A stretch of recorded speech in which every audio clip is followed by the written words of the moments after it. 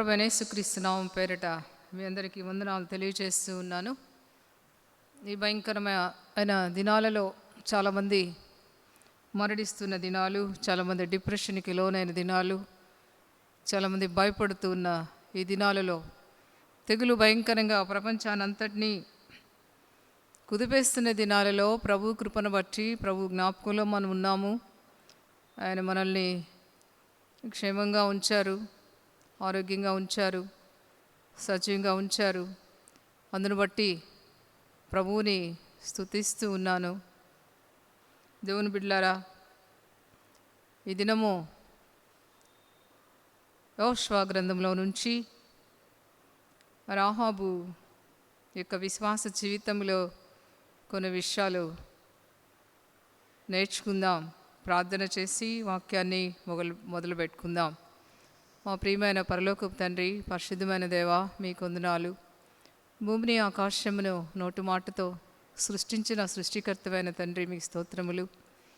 దేవా, ఈ భూమి మీద ఎన్నికలేని నన్ను, మమ్ములను, పురుగు వంటి మా జీవితాలను కూడా జ్ఞాపకంలో ఉంచుకున్నారు ప్రభా, మీకు స్తోత్రములు. ఈ సమయంలో తండ్రి, రాహాబు జీవితంలో తండ్రి నేను కొన్ని విషయాలు ప్రభా ధ్యానించిన ఇంటుండగా వినుచిన ప్రతి ఒక్కరిని దర్శించండి, సిద్ధపరచండి, పరిశుద్ధాత్మతో నింపండి. నీ వాక్యానికి భయపడటానికి, లోబడటానికి కృప చేయండి.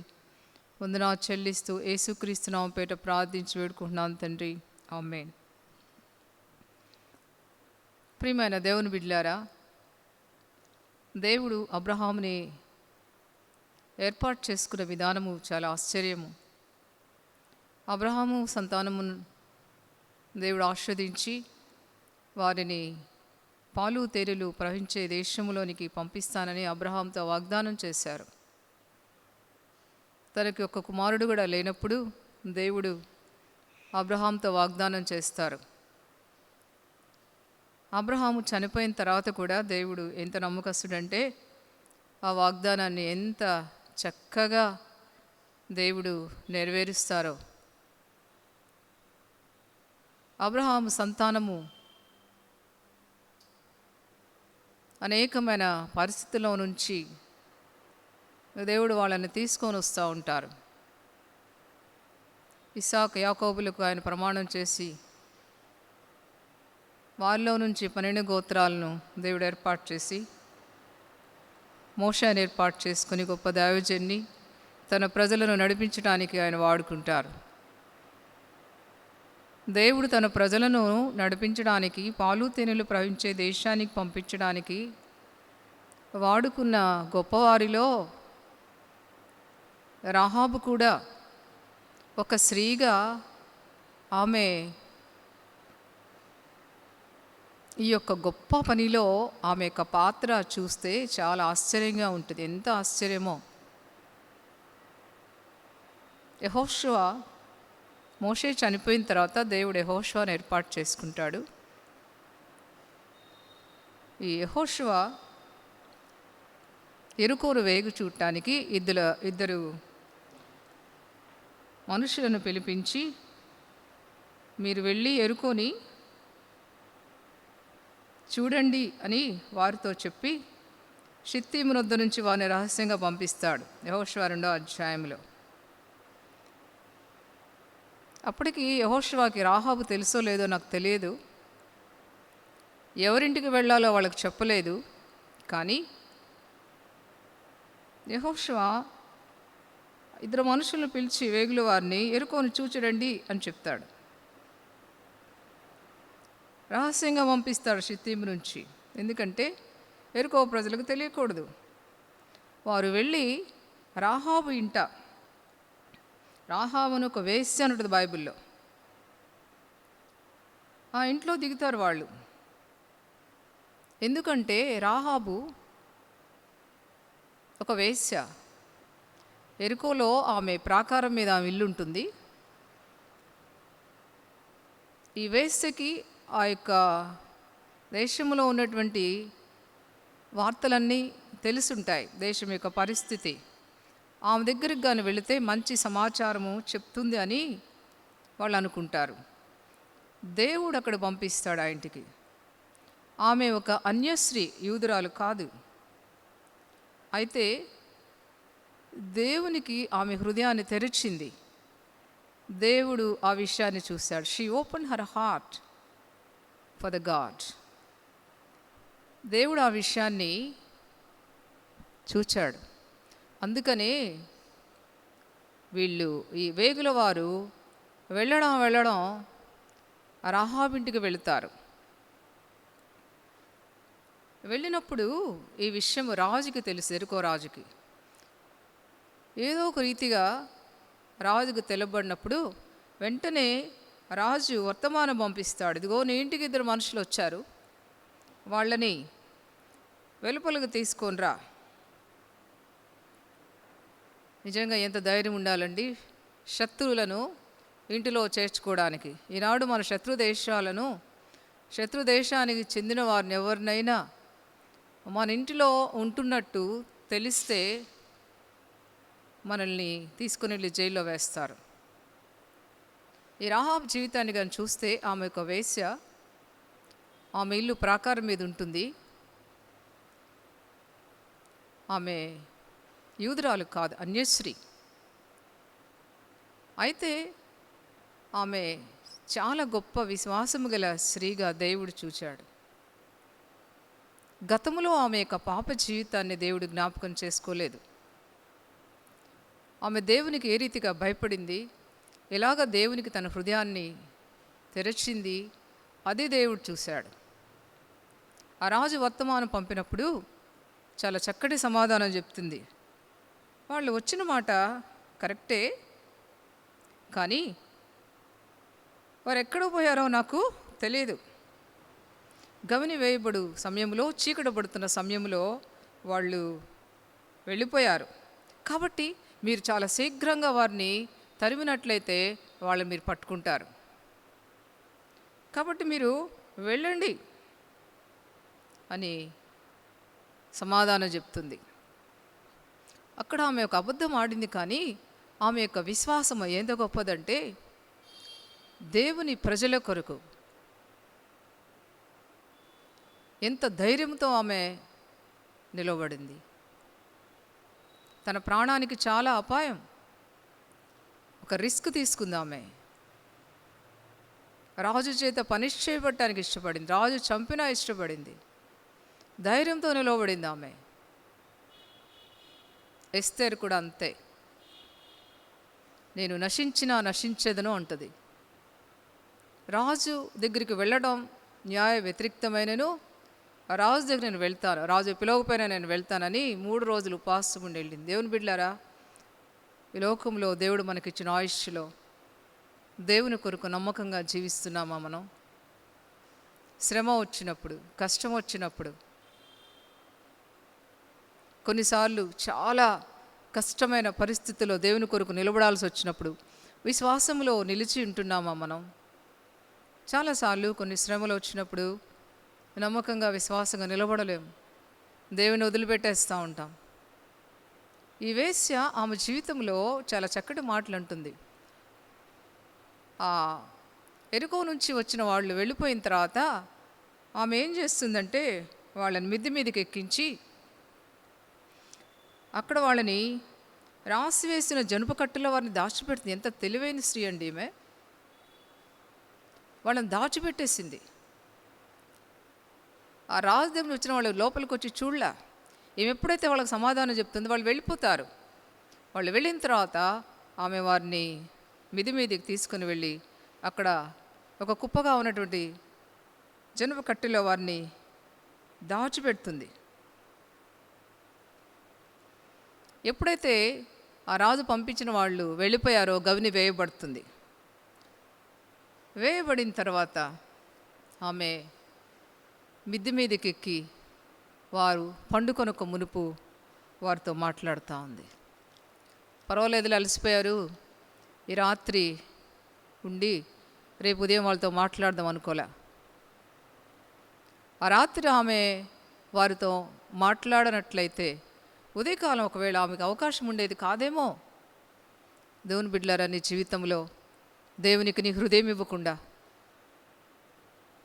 ఈ దినాలు గడుపుతూ ఉన్నామేమో. ఈ దినాలు అనేకులు ప్రభువుని ఎరగకుండా చనిపోయారు. నేను జ్ఞాపకం చేసుకుని చాలా దుఃఖపడతాను. నిత్య నరకంలో వాళ్ళు ఉంటారు కదా ప్రభువుని ఎరగకుండా. ఎంతోమందికి అవకాశం ఉండి ప్రభు మాటలు విని కూడా లోబడలేదు, దేవుని మాటకి లోబడలేదు. వారు పండుకొనకు మునుపు, that is the right time. ఆ మిది మీదకి ఎక్కుతుంది ఆమె. మిది మీదకి ఎక్కి ఆమె చాలా చక్కటి మాటలు చెప్తా ఉంది వాళ్ళతో. ఆమె ఏం చెప్తుందంటే, ఖచ్చితంగా దేవుడు ఈ దేశాన్ని మీకు ఇస్తాడు. నెంబర్ 1, మీ దేవుడు జీవము గల దేవుడు. పైన ఆకాశమందును క్రింద భూమి అందును మీ దేవుడే దేవుడు. మీ దేవుడు అని యెహోవా. ఆకాశమందు దేవుడు ఆయనే, భూమి మీద దేవుడు ఆయనే. మీ దేవుడు మీ కొరకు చేసిన కార్యములు, ఎర్ర సముద్రపు నీరు ఎలాగ ఆరిపోజేశాడో, అక్కడున్నటువంటి యోర్దాను తీరంలో అమోరు ఇద్దరు రాజులు షీహోను ఓగుని ఏం చేశారో, ఎలా నిర్మూలన చేశారో అవన్నీ వింటుంటే మా గుండెలు కరిగిపోతున్నాయి. నా గుండె కరిగిపోతుంది. దేవుని బిడ్డలారా, ఈరోజు దేవుని గురించి అనేక వర్తమానాలు వింటూ కూడా భయం లేని జీవితాలతో, లోబడలేని జీవితాలతో, రక్షణ లేని జీవితాలతో ఎంతమంది జీవితాలు ముగిస్తున్నారు. రక్షణ పొందామని చెప్పిన బిడ్డలు కూడా సరైన పరిశుద్ధమైన జీవితం లేకుండా, ఆకాశమందున దేవుడు మన ప్రవర్తన చూస్తున్నాడని భయం లేకుండా జీవిస్తూ ఉన్నామా? ఒక వేశ్య అండి, ఒకానొకప్పుడు పాపపు జీవితంలో జీవించిన ఈ స్త్రీ వినిందంట. ఇశ్రాయేలు ప్రజలు వస్తూ ఉంటే వారి పక్షంగా దేవుడు ఎన్ని అద్భుతాలు చేశాడో వినిందంట ఆమె. హోల్ ఎరుకోలో ఎంతమంది ప్రజలున్నారో ఎవరు కూడా అక్కడ బ్రతికినట్టుగా వాక్యంలో మనం చూడం. ఈ వేశ్యగా ఉన్న ఈ స్త్రీ దేవుని మాటలు విని దేవుని ప్రజల పక్షంగా దేవుడు చేసిన గొప్ప కార్యాలు వినింది ఆమె. చూడలా. ఎర్ర సముద్రాన్ని దాటించినప్పుడు ఇశ్రాయేలు ప్రజలు చూశారు, వాళ్ళ కళ్ళతో వాళ్ళు చూశారు ఎలాగ ఎర్ర సముద్రం పాయలైపోయిందో. వాళ్ళ కళ్ళ ముందు ఎట్లా ఐగుప్తు సైన్యము సముద్రంలో నాశనం అయిపోయారు చూచారు. కానీ ఎర్ర సముద్రం దాటిన తర్వాత వాళ్ళు బంగారు దూడను చేసుకొని ఎంత శాపం తెచ్చుకున్నారు. అయితే ఈ స్త్రీ చూడలా. షీ హర్డ్ అబౌట్ ఇట్, వినింది. నాడు ఎంతమంది ప్రభువైన యేసుక్రీస్తుని గురించి వింటున్నారు? భయపడుతున్నారా?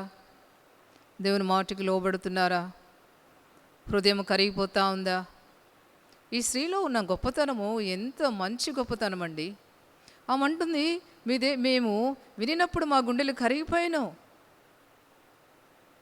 మన జీవితంలో ఒకటి నేర్చుకోవాలి, దేవుని మాటకు భయపడటం నేర్చుకోవాలి. మన గొప్పతనాన్ని ప్రభు చూడడు, మన ఆస్తి అంతస్తులు ప్రభు చూడడు, మన యొక్క మంచి ధనరాశులు ఆయన చూడడు. కానీ ప్రభు మాటకి భయపడేవాళ్ళు, ప్రభు నందు విశ్వాసం ఉంచే వాళ్ళని ఆయన గనపరుస్తాడు. ఎంత దీవించబడిందండి, మా చరిత్రలో నిలిచిపోయింది.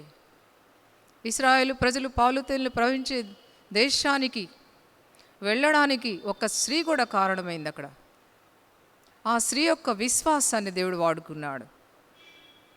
వేశ్యగా ఉండి ప్రభువుని ఎరిగిన ఆ స్త్రీని, ఆమె యొక్క విశ్వాసాన్ని ప్రభు వాడుకున్నాడండి.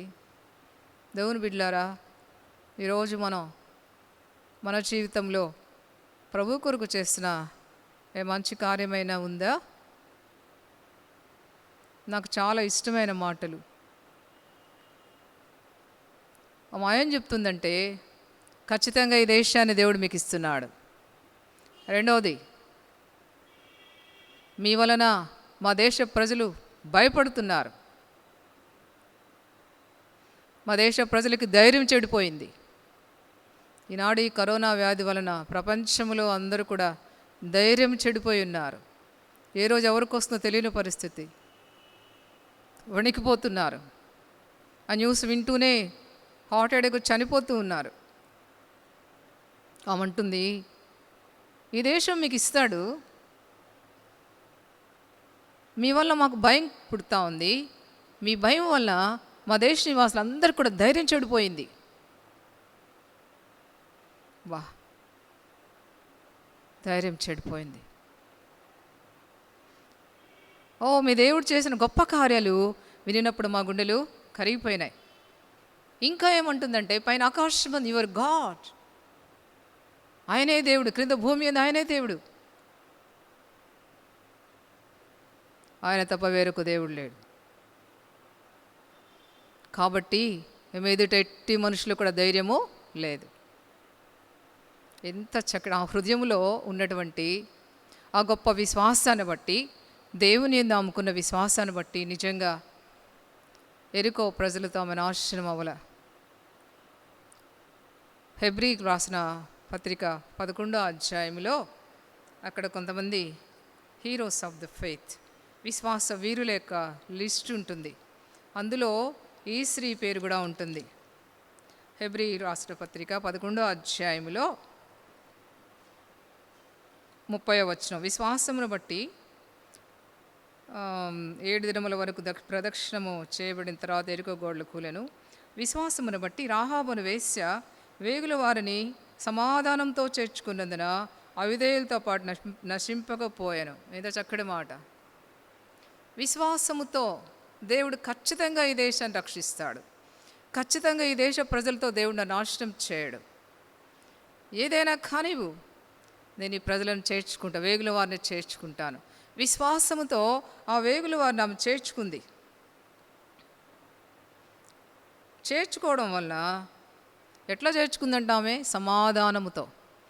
విసుక్కుంటా చేర్చుకోలే, సణుక్కుంటా చేర్చుకోలే. ఎంత సంతోషంతో, ఎంత సమాధానంతో ఆ ఇద్దరు వేగులు వారు నా ఇంట్లో చేర్చుకుందండి. నిజంగా ఆ రాత్రి ఎంత భయపడాలో. శత్రు దేశాల నుంచి వచ్చి తన ఇంట్లో ఉంటుంటే ఆ రాత్రి నిజంగా ఎంత భయమో. కానీ దేవునికి భయపడింది ఆమె, రాజుకు భయపడలా, దేవునికి భయపడింది. నిర్గమకాండంలో మంత్రసానులు షిఫ్రా ఫూయ దేవునికి భయపడారని వాక్యంలో ఉంది. ఫరో రాజుకు భయపడలా. కాన్పు పీటల మీదనే మగపిల్లని చంపేయమని చెప్పినప్పుడు వారు దేవునికి భయపడ్డారు. దేవుని బిడ్డలారా, దేవునికి భయపడిన బిడ్డలను దేవుడని దీవిస్తాడు తెలుసు. అక్కడ ఏముందంటే, వారు దేవునికి భయపడినందున దేవుడు వారికి వంశాభివృద్ధి కలుగు చేశాను అనుంది. ఇంకో మాట ఏముందంటే, వారు దేవునికి భయపడినందున దేవుడు వారికి మేలు చేశాను, దేవుడు వారికి మేలు చేశాను. దేవుని భయం ఉందా మనకి? దేవునికి మనం భయపడుతున్నామా? వేగుల వారిని విశ్వాసమును బట్టి సమాధానంగా ఆమె చేర్చుకుంది. అందువలన అవిధేయులతో పాటు నశింపక. బా, అవిధేయులు అంటే దేవుని మాటకి లోబడిన వారు, దేవుని మాటకి విధేయ చూపని వాళ్ళు. ఈనాడు లోకంలో సువార్త చెప్పబడుతున్నప్పుడు, దేవుని వాక్యం బోధిస్తూ ఉన్నప్పుడు ఎంతమంది లోబడుతూ ఉన్నారు? నమ్ముతూ ఉన్నారా జీవము గల దేవుణ్ణి? ప్రభువుని అంగీకరిస్తూ ఉన్నారా? లెక్కలేని జీవితం, రక్షించబడిన అనేకుల్లో కూడా లెక్కలేని జీవితం. ఎంత చక్కగా వ్రాయబడింది, అవిధేయులతో పాటు నాశనం కాలేదండి ఆమె, నాశనము కాల. ఎంత ఆశ్చర్యం అండి! దేవుడు ఎంత జ్ఞాపకం చేసుకున్నాడు ఆమెని. ఎరుకో మొత్తము తగలబడుతున్నప్పుడు ఎరుకోలో ఈ రాహాబు తన కుటుంబం రక్షించబడుతుంది. దేవుడు రానా వింటున్నాడు. దేవుని బిడ్డలారా, అది సత్యము. మేఘాల మీద ఆయన రానా వింటున్నాడు. దేవుని కొరకు జీవించే బిడ్డలను ఆయన తీసుకొని వెళ్ళినా వింటున్నాడు. మిగిల్చబడిన వారిని బహుభయంకరమైన శ్రమలు. నేను చాలా భయపడతాను. ప్రకటన గ్రంథంలో ఇంకో మాట ఉంది లాస్ట్లో, ఇంకా భయంకరమైన తెగుళ్ళు ఉన్నాయంట. అవే కడవర తెగుళ్ళు అంటారు. వాటి తర్వాత దేవుని యొక్క కోపం నిలిచిపోద్దంట. ఈ తెగులుకే ప్రపంచము వణికిపోతూ ఉంది. ఇంకా భయంకరమైన తెగుళ్ళు.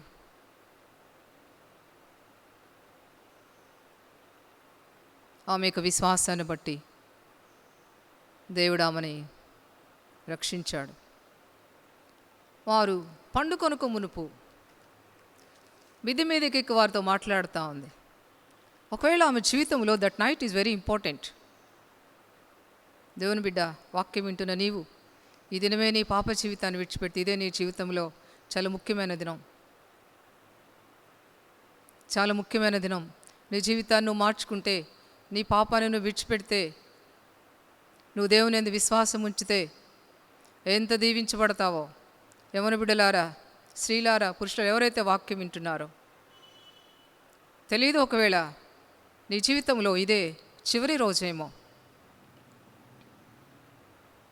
గత 2 వారాల క్రితం మా సొంత మేనమామ కొడుకు, నేను ఫిబ్రవరిలో సింగపూర్ వెళ్తుంటే ముందు రోజు చూడటానికని తను వచ్చాడు.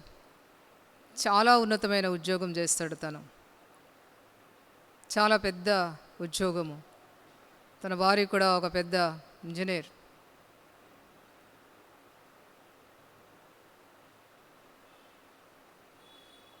ఫిబ్రవరిలో నా దగ్గరికి వచ్చాడు, మాట్లాడాను. ఏదో ఎలక్షన్లో నిలబడుతున్నాను, నా కోసం ప్రేయర్ చేయమని మా హస్బెండ్ చేత ప్రేయర్ చేయించుకున్నాడు. చాలా ఖరీదైన కారులో వచ్చాడు, వెళ్ళిపోయాడు. నేను సింగపూర్ వెళ్ళి వచ్చిన తర్వాత గత నెల మొదటి వారంలో ఒక చెడ్డ న్యూస్ నేను విన్నాను. తను చనిపోయాడని. 50 సంవత్సరాల వయస్సు, చాలా ఉన్నతమైన ఉద్యోగం, యూనివర్సిటీలో చేస్తాడు బాబు. తను జ్వరం వస్తే హాస్పిటల్కి వెళ్ళకుండా, చాలా కార్లు ఉన్నాయి తన కింద చాలామంది అసిస్టెంట్స్ ఉన్నారు. తన కుమారులిద్దరిని డాక్టర్ చదివించాడు. డాక్టర్గా ఉన్న కొడుకు ఇంట్లోనే ఉన్నాడు. నాకు తెలీదు ఎంత భయంకరమైన విషయం అంటే, తను చివరి టైంలో 4-5 హాస్పిటల్కి తిప్పారంట. చేతులు ఎత్తి తను దండం పెట్టి నన్ను బ్రతికించండి అని, కానీ చనిపోయాడు. దేవుని బిడ్డ, దేవుని సువార్తకి లోబడతావా? ప్రభువు నెరక్కుండా అవిధేయులతో పాటు నశిస్తావా? ఈనాడు సువార్త బహువిరివిగా ఆన్లైన్లో ప్రకటించబడుతుంది. చర్చెస్ క్లోజ్ చేసినప్పటికీ, ఒకరు కలుసుకొని ప్రార్థన చేయడానికి అవకాశం లేనప్పటికీ, సమాజంగా కూడటానికి అవకాశం లేనప్పటికీ, దైవ బిడ్డలు మూలుగులతో ప్రార్థిస్తూ ఉన్నారు, ఆన్లైన్లో వాక్యాలు చెప్తూ ఉన్నారు. చాలా భయంకరమైన దినాలలో చాలామంది ఉదయం మొదలుకొని సాయంకాలం వరకు టీవీలు చూస్తూ, చెడ్డపాటలు వింటూ, ఒక్క నిమిషం కూడా ప్రభువును ప్రార్థించకుండా, దేవునిలో గడపకుండా, అయ్యో లోక పరిస్థితి ఇంత ఘోరంగా ఉందని భయం లేకుండా జీవిస్తూ ఉన్నారు. హెబ్రీ పత్రికలో అవిధేయులతో పాటు ఆమె నశించల. ఆమె యొక్క విశ్వాసాన్ని బట్టి, అబ్బా ఒక వేశ్యండి, ఆమె వేశ్య జీవితాన్ని విడిచిపెట్టింది. దేవుని ప్రజలు మార్గంలో ఉంటే దేవుడు వాళ్ళ పక్షంగా చేసిన కార్యాలు వినిందంతే ఆమె చూడలేదు, భయపడిపోయింది, పాప జీవితాన్ని విడిచిపెట్టింది. ఎందుకు నాకు ఈ జీవితం అనుకుంది. ప్రాణానికి తెగించి దైవ బిడ్డలను వేగుల వారి ఇంట్లో చేర్చుకుంది. వారి పండుకొనకు మునుపు వారితో వెళ్ళి మాట్లాడుతూ ఉంది. ఆమె నోటితో దేవుని గురించి ఆమె చెప్పిన మాటలు బైబిల్లో రాయబడ్డాయి. ఓ, మీ దేవుడి గురించి వింటుంటే గుండెలు కరిగిపోతా ఉన్నాయి. దేవుని బిడ్డను ఎరుగుదువా? దేవుని ఎరగని వారులారా ఎరుగుదువా? పైన ఆకాశమందును భూమి ఎందును ఆయనే దేవుని ఎరుగుదువా? మన పాపముల కొరకు ఆయన మానవుడుగా వచ్చి శిలువలో చనిపోయి తిరిగి లేచాడు ఎరుగుదువా? నువ్వు నమ్ముతున్నావా? నువ్వు నమ్మినట్లయితే రక్షించబడతావు. నీ పాపం నువ్వు ఒప్పుకున్నట్లయితే రక్షించబడతావు. అవిధేయులతో పాటు నశించవు. ఈ జీవితంలో ఎంతకాలం జీవించినా ప్రభు లేకుండా జీవిస్తే అది ఎంతకంటే భయంకరం ఇంకోటి లేదు. జెరికో మొత్తము అగ్నితో కాల్చబడుతున్నప్పుడు ఈ స్త్రీ రక్షించబడింది. ఎంత గొప్ప ధన్యత అండి! జీవితంలో దేవుడు నీకు ఇస్తున్న అవకాశాన్ని సద్వినియోగం చేసుకుంటున్నావా? లేకపోతే దేవుని మాటలు వినకుండా, లోబడకుండా ఇంకా నీ జీవితాన్ని నువ్వు అలాగే పొడిగిస్తూ ఉన్నావా? మనకు తెలియదు మరణం ఎప్పుడో. వెంటనే ఒక మాట అడుగుతుంది, మీకు చేసిన ఉపకారానికి నాకు ఒక నిజమైన ఆనవాలు ఇవ్వండి నా తండ్రి ఇంటికి. ఎంత గొప్ప దేవుడు అని చెప్పేసి వచ్చేసేయాలి అక్కడి నుంచి. మీకు నేను చేసిన ఉపకారానికి ఒకటి అడుగుతున్నా, నేను ఒక నిజమైన ట్రూ సైన్, నాకు ఒక నిజమైన ఆనవాలు ఇవ్వండి నా తండ్రి ఇంటికి. అడుగుతా ఉంది వాళ్ళని. దేవుని బిడ్డలారా, దేవుని కొరకు నువ్వు చేసిన కార్యమును దేవుడు మర్చిపోయే దేవుడు కాదు. దేవుడు దానికి ప్రతిఫలం ఇచ్చే దేవుడు. మిగతా వాక్యాన్ని మరొకసారి మనం చూద్దాం. ఈరోజు నేను ముగిస్తూ ఉన్నాను. దేవుని కొరకు విశ్వాసము కలిగి, దేవుని యందు విశ్వాసం ఉంచి ఆ రాహాబు ఒక గొప్ప కార్యం చేసిందండి. శత్రు దేశం నుంచి వచ్చిన వేగులు వారి ఇంట్లో చేర్చుకుందండి. ఎరికో రాజుకు భయపడలేదు, కానీ ఆమె జీవము గల దేవునికి భయపడింది. నీ జీవితంలో ఒకటి నేర్చుకో, దేవునికి భయపడటం నేర్చుకో. అప్పుడు దేవుడు నిన్ను, నీ కుటుంబాన్ని ఆశీర్వదిస్తాడు. తర్వాత పాఠంలో రాహాబు గురించి ఇంకొన్ని విషయాలు మనం నేర్చుకుందాం. ముగిస్తూ ఉన్నాను. ప్రభు నాన్న మీకు వందనాలు. చిన్న ప్రార్థన చేసుకుందాం. ప్రేమగల మా తండ్రి, పరిశుద్ధమైన దేవ, మీ కార్యములు ఎంత గొప్పవి నాయనా. తృణీకరించబడిన వేశ్య, ఎన్నికలేని వేశ్య, నేను విశ్వాసం ఉంచినప్పుడు, విశ్వాసంతో విడుదల చేర్చుకున్నప్పుడు ఎంతగా దీవించావు ప్రభు. ఆమెని అవిధేయులతో పాటు నాశనం అయిపోలేదు ప్రభా. అంత మాత్రమే కాదు, ఆ వంశములో నుంచి ప్రభా మీరు జన్మించారు. ఎంత గొప్ప కార్యం, ఎంత గొప్ప దీవెన పొందింది ప్రభా. ఈ వాక్యం వింటున్న ప్రజలు దేవా, ఆశపడుతున్నాను మీకు లోబడాలని, వారి పాపాలు ఒప్పుకోవాలని, మిమ్మల్ని అంగీకరించాలని ఆశపడుతున్నాను. ఒకే ఒక్క జీవితం మాకున్నది, మిమ్మల్ని ఎరగకుండా చనిపోతే నిత్య నరకం ప్రభా. దేవా తండ్రి, ఆ నరకంలో బిడలు నశించిపోకుండా వాక్యానికి లోబట్టడానికి, మీకు భయపడటానికి, మీ అందు విశ్వాసం ఉంచడానికి సహాయం చేయండి. వాక్యాన్ని ఏరికాటి ఫలింపచేయమని వందనాలు చెల్లిస్తూ యేసుక్రీస్తు నామముపేట ప్రార్థించి వేడుకుంటున్నాం తండ్రి. ఆమేన్. మన తండ్రి అయిన దేవుని ప్రేమ, ప్రభువైన యేసుక్రీస్తు వారి కృప, పరిశుద్ధాత్మిక అన్యోన్య సహవాసము ఇప్పుడు ఎల్లప్పుడూ యుగ యుగములు మనకు తోడైనగాక. ఆమేన్. Praise the lord.